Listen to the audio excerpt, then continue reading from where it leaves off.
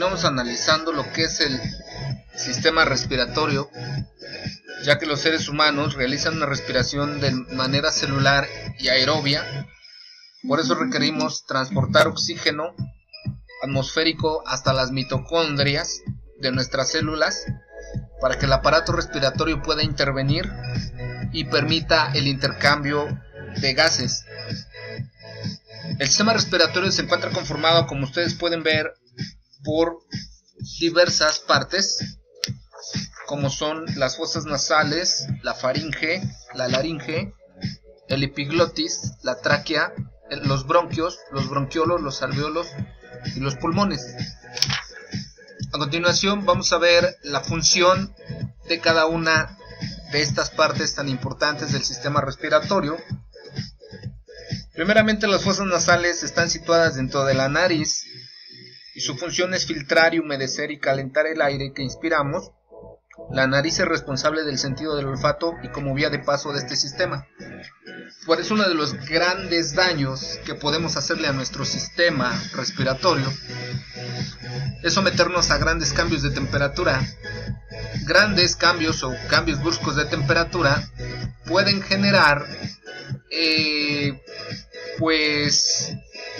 gripe, fiebre, entre otras cosas. La faringe está estructurada para que sirva tanto al sistema respiratorio como al sistema digestivo. Este transmite el aire que se inhala hacia la laringe y participa en el sentido del oído y conduce el bolo alimenticio. Por eso cuando tenemos una infección o estamos empezando a tener un proceso infeccioso de la faringe, se nos pueden llegar a inflamar los oídos debido a que están interconectados. La laringe es un órgano donde se produce la voz y se forma por un cartílago y un músculo. También a veces cuando hablamos demasiado o gritamos, podemos llegar a destruirnos o dañarnos la laringe, ¿no? Entonces por eso es importante, o cantamos demasiado o gritamos, podemos llegar a dañarnos o destruirnos la laringe. La epiglotis es una estructura cartilaginosa que durante la deglución cierra la entrada de la glotis y con ello impide el paso de alimento hacia la tráquea o vía respiratoria. O sea, fíjate qué sabia es la naturaleza, cierra un tanto el conducto para que pueda pasar el alimento hacia el sistema digestivo y no muera yo por ahogo, ¿no? La tráquea es una estructura, los bronquios, en este caso, la tráquea es una estructura cartilaginosa que conduce el aire inspirado dentro de la cavidad torácica. El tórax se divide en dos tubos llamados bronquios, los cuales penetran en los pulmones. Los pulmones son el organismo más importante que podemos tener en este sistema respiratorio, y por eso es importante no tener ese mal hábito de fumar, porque los daña y los contamina, genera cáncer pulmonar. Entonces, bueno, los bronquiolos son minúsculas esferas huecas y basculadas en las que se dividen los bronquios. Los alveolos son pequeños sacos que integran los pulmones y permiten el intercambio gaseoso. Gracias a esto, la relación que establecen los vasos capilares provenientes de las arterias pulmonares que salen del corazón, la circulación pulmonar, el oxígeno contenido en los alveolos atraviesa las paredes y es captado por los glóbulos rojos de la sangre.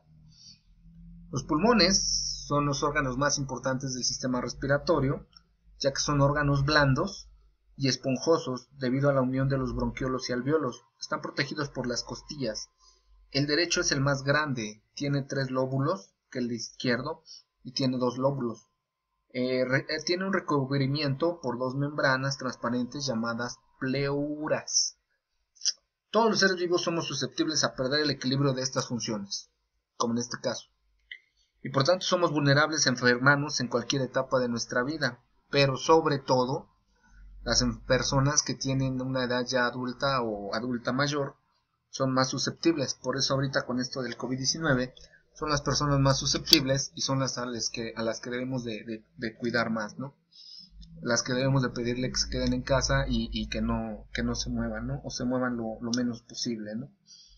Entonces, pues bueno, La gran mayoría de las enfermedades respiratorias requieren de que se combinen varios factores para que éstas se desarrollen.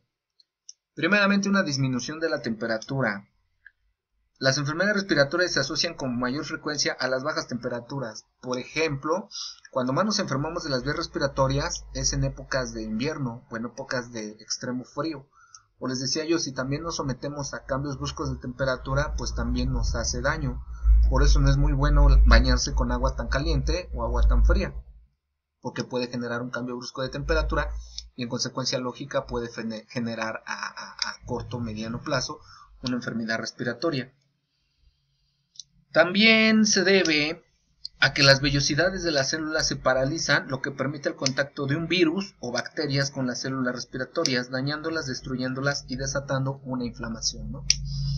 Entonces, el COVID-19, su mayor peligro es que si te llega a dar y se desarrolla en ti, pues va a inflamar excesivamente tus pulmones y eso va a evitar o va a dificultar tu respiración normal, ¿no? Y se empieza a complicar, ¿no? Las vías respiratorias superiores, la mucosa de las fosas nasales calienta el aire inspirado, sin embargo, si este es muy frío, no lo calienta de forma adecuada. Por eso, lo que debemos de cuidarnos para que no haya entrada de virus o desarrollo de infecciones virales es la boca y la nariz. Por lo tanto, la forma correcta de utilizar un cubrebocas es tapando tanto la nariz, las fosas nasales como la boca. He visto en la calle, ahorita que he salido únicamente por mi mandado, lo básico para poder seguir sobreviviendo, que la gente trae el cubrebocas abajo de la nariz. Entonces eso no es correcto, no sirve, ¿no?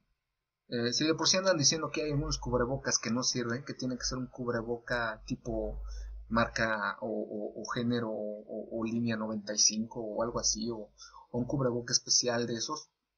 Incluso he visto gente con mascarillas especiales en el metro. Pero aunque traigas el mejor cubreboca, el cubreboca más avanzado tecnológico, el más caro, no sé, el más desarrollado tecnológicamente, pero si no lo traes de manera correcta, pues no te va a servir para maldita la cosa, ¿no?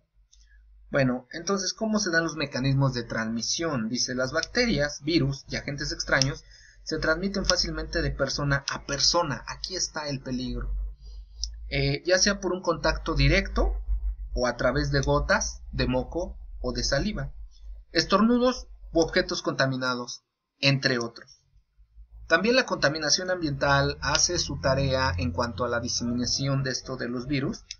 La presencia de partículas en formas de disolventes, de pinturas de gases tóxicos como el monóxido de carbono, el dióxido de nitrógeno o el ozono provocan la congestión nasal o la congestión de las mucosas de la nariz, ¿no? Lo que generalmente conocemos como congestión nasal. Se nos tapan las vías respiratorias, sentimos que nos ahogamos, no podemos respirar y entonces tenemos que tomar una pastilla que se llama Tamiflu para poder abrir las vías respiratorias, o tomar salbutamol o inhalar salbutamol para o Agrifen para que las vías respiratorias se liberen poco a poco, ¿no? Entonces, bueno, ya que se te está dando un proceso infeccioso, se te puede resecar la faringe, te puede dar tos y te puede dar dificultad para respirar.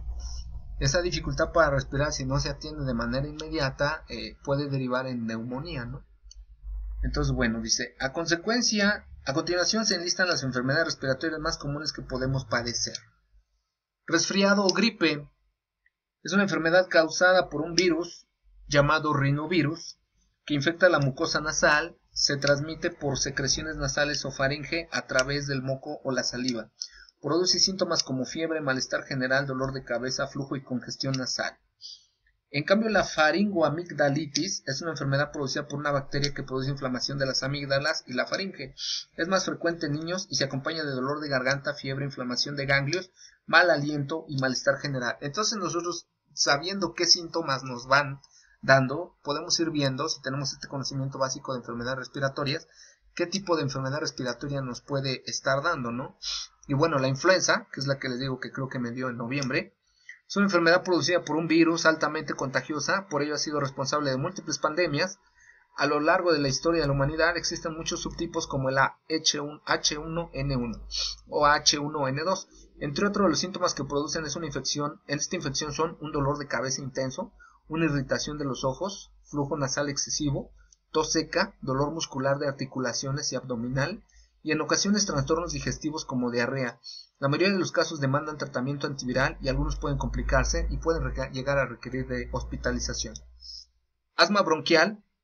Se trata de una extrema actividad de los bronquios, consecuencia de un estímulo externo o interno, como el polvo, polen, pelo de animales, ciertos alimentos. De hecho, a mí me dijo mi doctora que tenía yo hiperactividad bronquial, ¿no? Y yo inmediatamente me espanté y dije, changos, tengo asma, ¿no? No, solo tienes hiperactividad bronquial, por eso asma.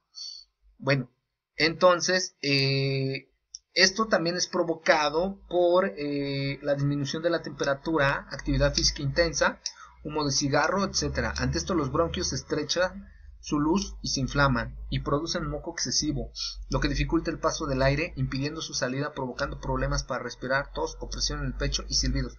Eso es lo que más o menos yo sentí, los síntomas. Sentí que me tragaba mi propia saliva, mi propia mucosa nasal. Sentí que mi propia mucosa nasal me asfixiaba, ¿no? Entonces, gracias a tomar el salbutamol, puedo abrir los bronquios, ¿no? Tabaquismo, neumonía.